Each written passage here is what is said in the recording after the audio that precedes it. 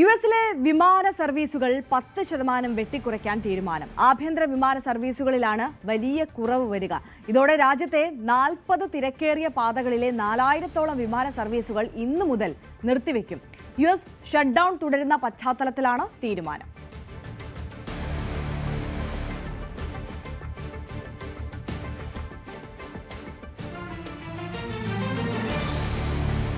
ഒരു മാസം പിന്നിടുകയാണ്. ഇപ്പോൾ ഏകദേശം 40ഓളം ദിവസമാകുന്നു അമേരിക്ക ഒരു ഷട്ട്ഡൌണിലേക്ക് കടന്നിട്ട്. ഇതുവരെയും ആ ഒരു ബില്ല് പാസ്സാക്കിയെടുക്കാൻ സെനറ്റിന് സാധിച്ചിട്ടില്ല. പലകുറി സെനറ്റ് ചേരുകയും തിരക്കിട്ട ചർച്ചകളൊക്കെ നടക്കുകയും ചെയ്യുന്ന സാഹചര്യം ഉണ്ടായിരുന്നു. എന്നിട്ട് പോലും ആ ബില്ല് പാസ്സാക്കിയെടുക്കുക എന്ന ആ ഒരു നടപടിയിലേക്ക് കടക്കാൻ കഴിഞ്ഞില്ല എന്നതാണ് അവിടുത്തെ രാഷ്ട്രീയ സാഹചര്യം. MG മിഥുൻ കൂടുതൽ വിവരങ്ങളുമായി നമുക്കൊപ്പം ചേരുകയാണ്. മിഥുൻ, ഇപ്പോൾ സൂചിപ്പിച്ചതുപോലെ തന്നെ ഒരു മാസത്തോളം പിന്നിടുന്നു. ഏകദേശം 40 ദിവസത്തോളം ആവുകയാണ് ഈ ഷട്ട്ഡൌൺ. ഈ തുടക്കഘട്ടത്തിലൊക്കെ അത്യാവശ്യ സർവീസുകൾ ഒന്നും തടസ്സപ്പെടാത്ത തരത്തിൽ ജീവനക്കാർ ഇടപെട്ട കാര്യങ്ങളൊക്കെ മുന്നോട്ട് കൊണ്ടുപോകുന്നുണ്ടായിരുന്നു. പക്ഷേ ഇപ്പോൾ നോക്കൂ, എല്ലാ സമസ്ത മേഖലകളെയും ബാധിക്കുന്ന തരത്തിലേക്ക് കാര്യങ്ങൾ നീങ്ങിക്കൊണ്ടിരിക്കുകയാണ്. ഇപ്പോൾ പ്രധാനപ്പെട്ട ആഭ്യന്തര സർവീസുകളാണ് നിർത്തലാക്കുന്നത് എന്നാണ് മനസ്സിലാക്കുന്നത്.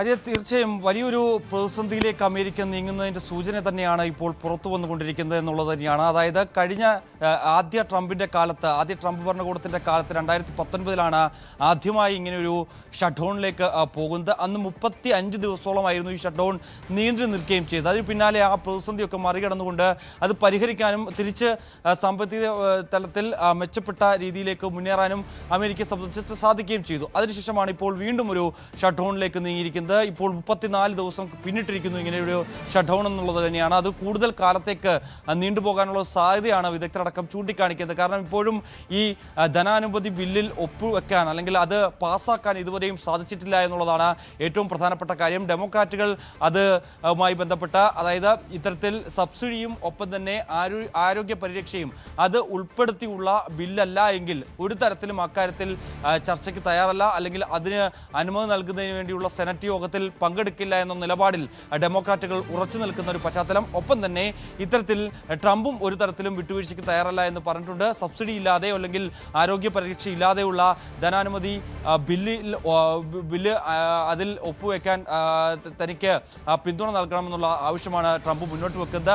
അതല്ലാതെ ഒരു തരത്തിലുമുള്ള ചർച്ചകൾക്ക് ഡെമോക്രാറ്റുകളുമായി സാധ്യതയില്ല എന്നുള്ള രീതിയിലുള്ള ഒരു പ്രതികരണമാണ് കഴിഞ്ഞ ദിവസം ട്രംപിൻ്റെ ഭാഗത്ത് നിന്ന് വന്നിരിക്കുന്നത്. ഇപ്പോഴും ചർച്ച തുടരുന്നുണ്ട് എന്ന് പറയുന്നുണ്ട് എങ്കിൽ പോലും തന്നെ അക്കാര്യത്തിലൊരു കൃത്യമായ രീതിയിലേക്ക് അല്ലെങ്കിൽ ഈ പ്രതിസന്ധി പരിഹരിച്ച് മുന്നോട്ട് പോകാൻ പറ്റാത്ത രീതിയിലേക്കാണ് കാര്യങ്ങൾ പോയിക്കൊണ്ടിരിക്കുന്നത് എന്നുള്ളതാണ്. അതായത് ഏകദേശം ഇപ്പോൾ നമ്മൾ റിപ്പോർട്ട് ചെയ്യുന്ന പോലെ തന്നെ 40 വിമാനത്താവളങ്ങളിൽ വലിയ രീതിയിലുള്ള പ്രതിസന്ധി നേരിടുന്നുണ്ട്. അതുകൊണ്ട് തന്നെയാണ് ഇത്തരത്തിൽ 10%-ഓളം വിമാന സർവീസുകൾ വെട്ടിക്കുറയ്ക്കുന്ന തരത്തിലേക്ക് കാര്യങ്ങൾ പോവുകയും ചെയ്തത്. അതായത് 80 മുതൽ 90% ആളുകൾ ഇത്തരത്തിൽ എയർപോർട്ട് ജീവനക്കാർ ഉൾപ്പെടെയുള്ളവർ, എയർ കൺട്രോളർമാർ ഉൾപ്പെടെയുള്ളവർ ജോലിക്കെത്താത്ത ഒരു സ്ഥിതിവിശേഷമുണ്ട്. അത്രത്തോളം പേരെ ഭാഗികമായി ആ ജോലിയിൽ അവധി പ്രവേശിക്കണം എന്നുള്ള നിർദ്ദേശം നേരത്തെ തന്നെ ട്രംപ് ഭരണകൂടം നൽകുകയും ചെയ്തതാണ്.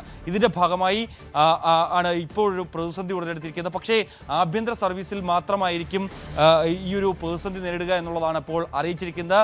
അന്താരാഷ്ട്ര തലത്തിലേക്കുള്ള സർവീസുകളിൽ, വിമാന സർവീസുകളിൽ ഒരു തരത്തിലുമുള്ള പ്രതിസന്ധി ഉണ്ടാകില്ല എന്നുള്ളതാണ് ഈ പറയുകയും ചെയ്തത്. മറ്റൊന്ന്, ഇത്തരത്തിൽ ഈ സ്നാപ്പ്, അതായത് ഇതുമായി ബന്ധപ്പെട്ട് സപ്ലിമെൻ്ററി ന്യൂട്രീഷൻ അസിസ്റ്റൻറ്റ് പ്രോഗ്രാം എന്ന പദ്ധതി അത് നടപ്പാക്കുന്നതിന് വേണ്ടിയുള്ള അല്ലെങ്കിൽ അതിൻ്റെ ആനുകൂല്യം നവംബർ 1 മുതൽ ഇതിൻ്റെ ആനുകൂല്യം കൈപ്പറ്റുന്നവർക്ക് അതുമായി ബന്ധപ്പെട്ടുള്ള ഫണ്ടുകൾ ലഭ്യമല്ലാതാകുമെന്നുള്ളൊരു സൂചന ഉണ്ടായിരുന്നു.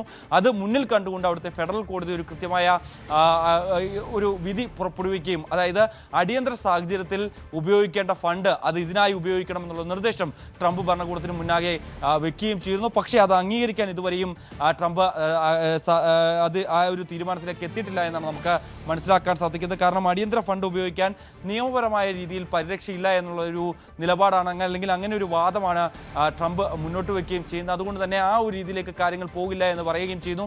അങ്ങനെയെങ്കിൽ ഏകദേശം 4.2 കോടിയോളം ജനങ്ങൾ ഈ പരിരക്ഷയുടെ കീഴിൽ വരുന്നവരാണ്. അവർ പട്ടിണിയിലേക്ക് നീങ്ങാനുള്ള ഒരു സാഹചര്യം, അവർക്ക് പലവ്യഞ്ജന വസ്തുക്കൾ ഉൾപ്പെടെ, അതായത് ഒരു കുടുംബത്തിന് $350 എന്ന നിരക്കിലാണ് ഇത്തരത്തിൽ ഈ തുക നൽകിക്കൊണ്ടിരുന്നത്. ആ തുക നൽകാൻ പറ്റാത്ത സ്ഥിതിയിലേക്ക് കാര്യങ്ങൾ പോകും പോവുകയും ചെയ്യും. അതുകൊണ്ട് തന്നെ വളരെ രൂക്ഷമായിട്ടുള്ള പ്രതിസന്ധിയിലേക്ക് അമേരിക്ക നീങ്ങുന്നു എന്നുള്ളത് തന്നെയാണ്. ഒപ്പം തന്നെ 14 ലക്ഷത്തോളം ജീവനക്കാരിൽ 7 ലക്ഷത്തോളം ജീവനക്കാരെ അടിയന്തരമായി അവധിയിൽ പ്രവേശിപ്പിച്ചിട്ടുണ്ടായിരുന്നു. അവർക്ക് വേണ്ട ആനുകൂല്യങ്ങൾ നൽകാൻ പറ്റിയിട്ടില്ല. അവർക്ക് ഇതുവരെയും ശമ്പളം നൽകാൻ പറ്റാത്ത സ്ഥിതിവിശേഷം. ഇപ്പോഴും ജോലിയിലുള്ള 7.5 ലക്ഷത്തോളം ആളുകൾക്ക് ഇതുവരെയും കൃത്യമായ രീതിയിൽ ശമ്പളം നൽകാൻ സാധിച്ചിട്ടില്ല. സേന, അതായത് മുഴുവൻ സമയം സേനയുടെ ഭാഗമായിട്ടുള്ള ഉദ്യോഗസ്ഥർക്ക് പോലും ശമ്പളം നൽകാൻ സാധിക്കുന്നില്ല എന്ന തരത്തിലുള്ള വളരെ ഗുരുതരമായിട്ടുള്ള റിപ്പോർട്ടുകളാണ് അമേരിക്കയെ സംബന്ധിച്ച് പുറത്തു വന്നുകൊണ്ടിരിക്കുന്നത്. എന്തായാലും ഈ ഷട്ട് ഡൗൺ എത്ര നാൾ നീണ്ടു മുന്നോട്ട് പോകുമെന്നുള്ള കാര്യത്തിൽ ഒരു വ്യക്തതയില്ല എന്നുള്ളതാണ്.